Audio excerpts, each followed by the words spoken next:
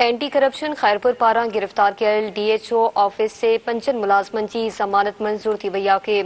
Sindh high court Sukkur bench Sardar Wassan Imtiaz Mangrio, Faheem Bhatti, Imtiaz Sahto ऐं मोहम्मद बख्श अंबाणी की जमानत मंजूर कई वई आहे।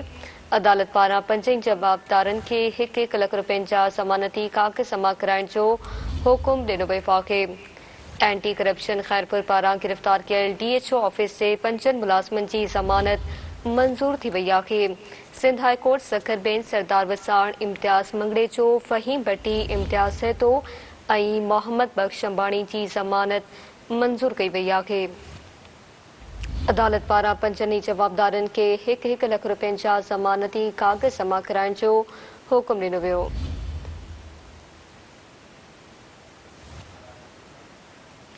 एंटी करप्शन खैरपुर पारां गिरफ्तार कयल DHO ऑफिस से 5 मुलाज़मन की जमानत मंजूर थी वई आहे। तफ़सील मालूम कंदासीं Sindh TV news reporter Ali Jafri Khan जी। अली जाफ़री आगाह कजो।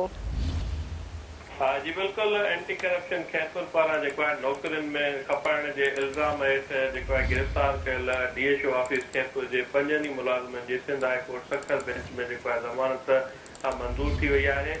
एंटी करप्शन पारां कुछ ॾींहं अॻु नौकरियूं पैसनि एवज़ खपाइण जे इल्ज़ाम हेठि DHO ऑफिस खैरपुर जे 5 मुलाज़मनि सरदार वसाण, इम्तियाज़ मंगड़ेचो, फ़हीम भट्टी, इम्तियाज़ सहतो ऐं मोहम्मद बख्श अंबाणी खे गिरफ़्तार कियो वियो हुयो।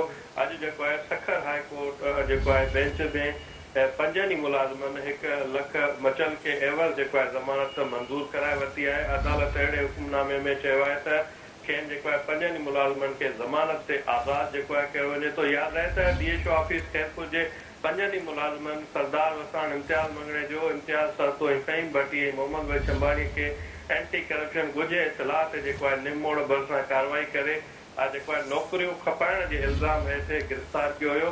जॾहिं त असांजी एंटी करप्शन जे IO आहे उन सां ॻाल्हि ॿोल थी त हुन चयो आहे त हिन जी वधीक शफ़ाफ़ जांच केस जी कई पई वञे। जल्दी हतमी केस जी जांच करे इन जो फ़ैसिलो कयो वेंदो। जी महिरबानी वांची अली जाफ़री आगाह करण लाइ।